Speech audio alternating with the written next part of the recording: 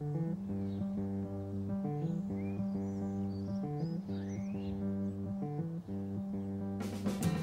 can play in Russian, Greek, Arabic, Braille, and 28 other languages. 100 tiles, 98 letters, and over 150 million sets sold worldwide.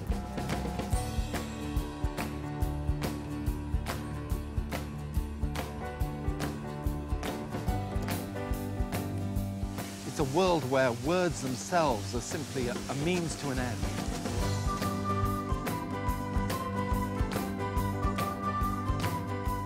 You can use words like without causing the slightest offence. It's a world where self-professed word lovers abuse the language for points. Words themselves have no moral value.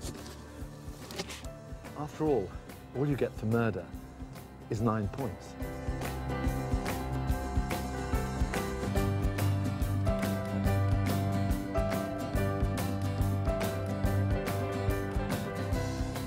And tonight, Imagine brings you the last word on Scrabble.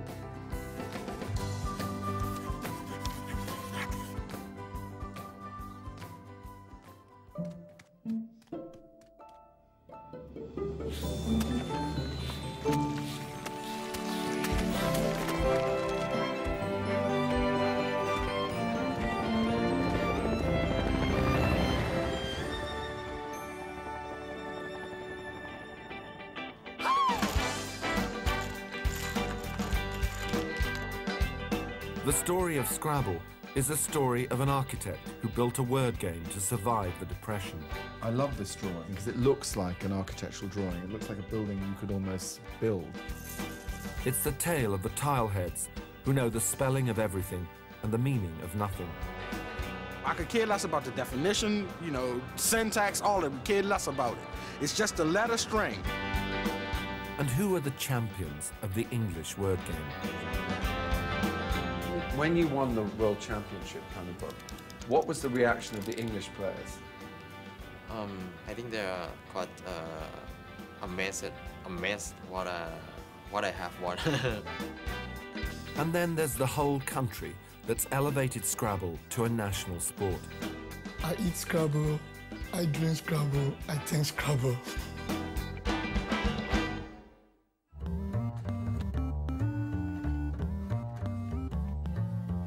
Sunday afternoon in Islington, or to be more precise, Scrabble Sunday, as they call it in these parts.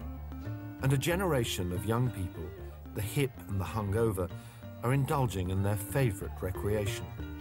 Yes, indeed, Scrabble. I think it's really quite infectious.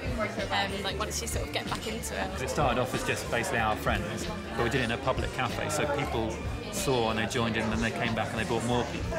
And then within about 3 months, we were turning people away. In Monopoly, the whole aim of Monopoly is to make your friends go bankrupt. What a more horrible game can you get?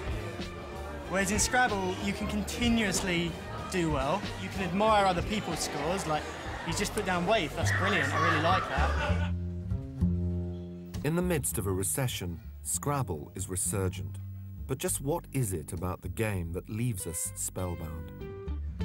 Given you're just putting a plastic tile on a board, it is, there is something artistic and human and that transcends a game.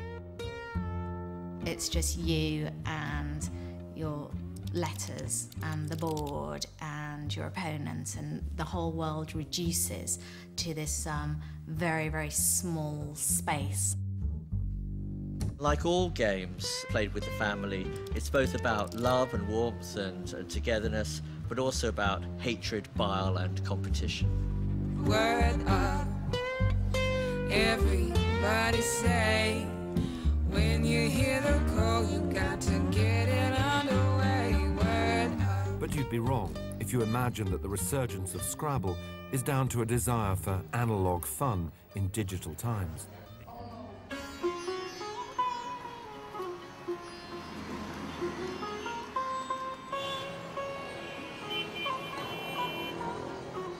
The rebirth of Scrabble began in the unlikely setting of Kolkata, India. Here, two brothers ran a small software company and were keen Scrabble players. We used to play a lot at home with family and friends, and it used to be great because we used to have snacks and everything and music, and we used to play the game. It was really great fun. The brothers wanted to play Scrabble online, but unable to find a free version, they decided to write their own program, and they called it Scrabulous.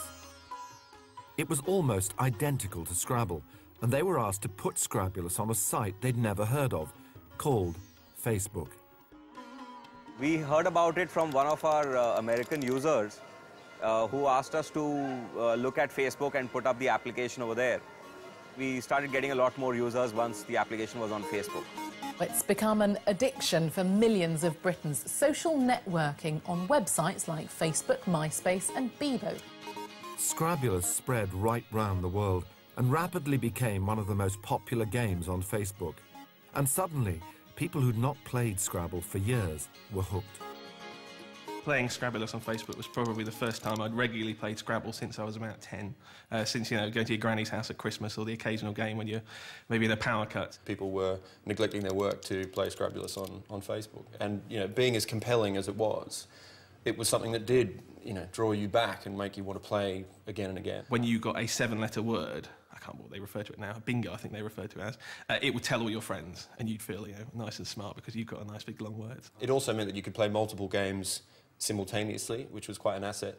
And I guess one of the other strange things is that it enabled you to play people you didn't know, wherever they were on the planet, which was pretty novel. Every day, 500,000 active users would log on to Scrabulous for a game.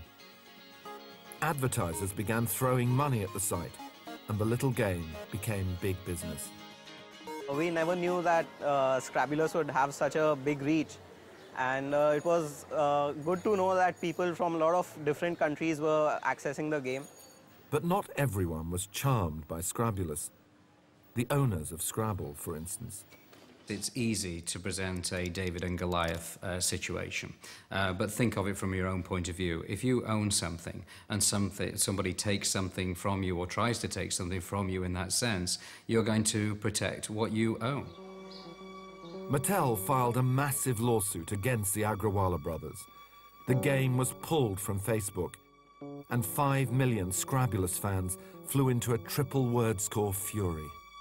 There was groups created within hours saying, save Scrabulous, this is awful.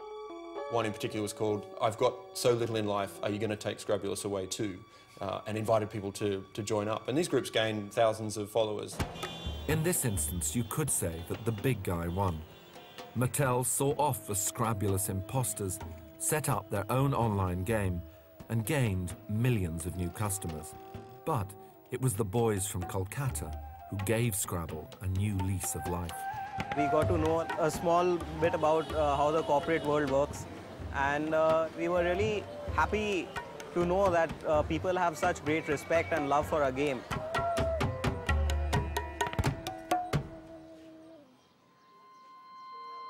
International lawsuits, social networking sites, global gaming. Scrabble's come a long way from its humble roots. In the beginning was the word, but the word game took a little longer.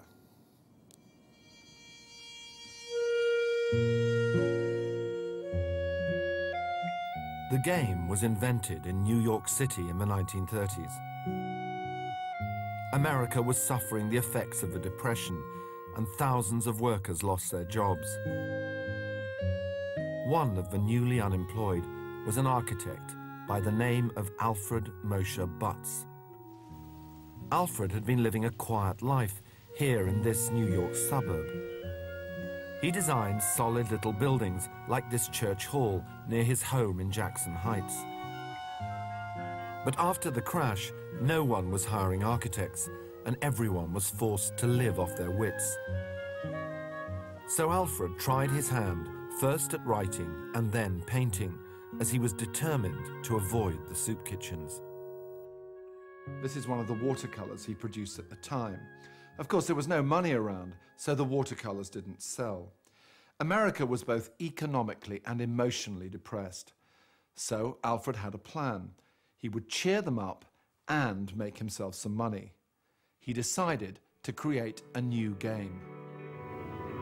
Alfred was a meticulous and methodical man. He examined what type of games people played and realized that the anagram was the only popular word game, and he felt he could surely improve on it. To discover how he came up with Scrabble, I've come upstate New York to meet Bob Butts, Alfred's nephew and the keeper of the archive. What kind of a man was he, essentially? He was a very kind and generous person, a very nice sense of humor, a very dry sense of humor, and basically a sort of a favorite uncle among his nephews and nieces. Bob's Uncle Albert got the inspiration for Scrabble on one of the long, workless afternoons of 1931, when he settled down to read a spy story by Edgar Allan Poe called The Goldbug. The crux of the story revolved around a code based on the frequency with which certain letters appeared. In English, the letter which most frequently occurs is E. Afterwards, the succession runs thus: A, O, I, D, H. Poe's calculations were way off, but he inspired Alfred to come up with a simple but brilliant idea for his word game.